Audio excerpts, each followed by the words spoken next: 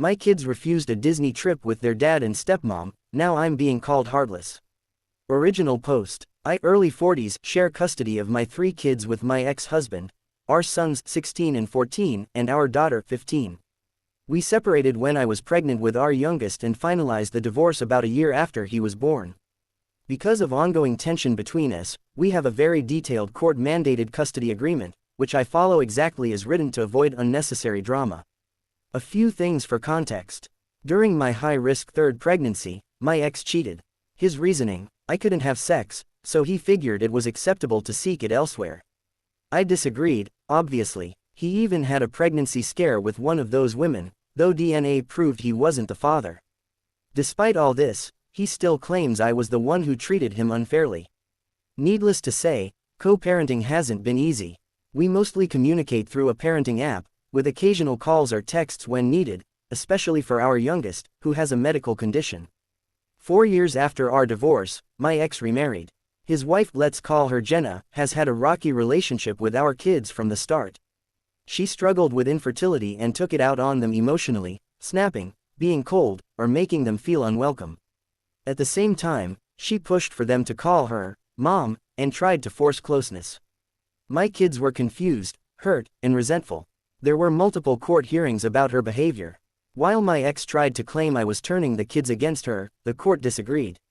In fact, the judge gave them 3 separate warnings and eventually ordered parenting classes, mainly for pushing inappropriate emotional boundaries and trying to co-opt the mom role.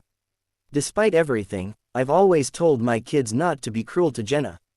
I don't encourage disrespect, but I also don't lie to them about the past. The reality is that they don't like or trust her, especially after years of being emotionally manipulated over her IVF struggles. Jenna often made her infertility their emotional burden, pushing them to be enough for her or give her the family she felt she was missing. Thankfully, therapy helped all 3 of them process the experience and set boundaries. Last year, once they were legally old enough to choose, all 3 kids decided to reduce their time with their dad from 50-50 to just 1 weekend per month. It wasn't a decision they took lightly, and the judge took their opinion seriously, despite protests from my ex and Jenna. To their credit, my ex and Jenna did eventually have 2 children together. And here's where the most recent issue comes in. Yesterday was Mother's Day. My ex called and asked if I'd let our kids come with them to Disney for the day as a surprise for Jenna. I told him I'd ask the kids, but the answer from all 3 was a firm no. I wasn't surprised, but I gave them the choice. My ex was livid. He called again to argue, and I ended the call. A few hours later, I got a call from an unknown number, Jenna, sobbing hysterically, begging to know why her kids didn't come. She actually said that, her kids. I'll admit I laughed, not to be cruel, but because the dramatics were unreal. I ended the call. Over the next couple of hours, I got more than a dozen texts. Then my ex messaged me last night and again this morning to tell me I'm heartless and ungrateful for not appreciating how much Jenna supposedly loves our kids. But here's the truth. My issue has never been Jenna loving them. It's how she treated them while demanding their love in return. The mood swings, the guilt tripping, the constant need for validation from children who were already dealing with their own pain and confusion. And I haven't forgotten that my ex allowed all of it to happen. So no, I don't feel thankful, and I don't think my kids should be forced into family celebrations with people who never made them feel like family. Still, I'm wondering, am I being too harsh? Should I have pushed my kids to go for Jenna's sake? Or is this just more emotional manipulation from people who still don't understand boundaries?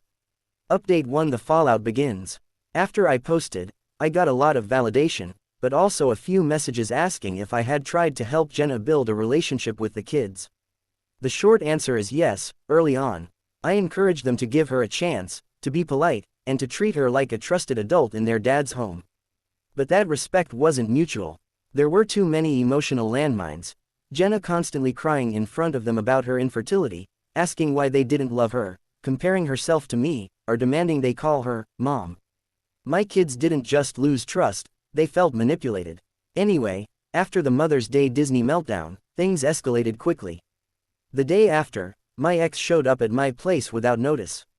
He was standing at the front door, furious, accusing me of turning the kids into heartless robots and ruining Mother's Day for his wife. I told him, Again, that they made the choice. I didn't influence it. I reminded him that these are teenagers, not toddlers, they remember everything. And what they remember is being guilt-tripped for not calling someone, mom, who once told them they were, just leftovers, from his past life. That might have struck a nerve. He didn't deny it, just said I was poisoning the well, and that Jenna deserves better. I told him Jenna might deserve empathy, but she isn't entitled to unconditional love from kids she's hurt. And this whole outburst, exactly why they don't want to be around either of them. He left, slamming the door on his way out.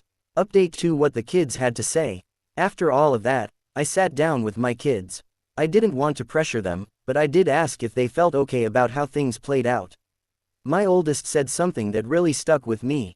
She wanted a perfect family, not us. We were just the placeholders until she had her own kids. Now that she has them, she still wants us to play along. My daughter echoed that. She said she felt like she was never allowed to just be a kid at her dad's house. It was all emotional responsibility, guilt, and pressure. Therapy helped her put words to it, but she said she still feels drained just thinking about visiting. Even my youngest, who's generally the most laid back, said he felt like Disney was a trap. If we went, he said, she'd cry and make us hug her in front of everyone. And if we didn't, we'd get blamed. I'd rather not deal with it at all. It broke my heart to hear, but it also confirmed I made the right call by letting them decide for themselves. None of them are angry or bitter, they're just tired. Tired of the emotional games, the pressure to pretend, and the drama. As of now, I've blocked both Jenna and my ex on everything except our court-ordered parenting app. I made it clear to my kids that they can reach out to him whenever they want, but I won't be forcing anything. And just for the record, no, I'm not heartless. I just believe kids shouldn't have to parent adults, and they definitely shouldn't be pressured into performative love.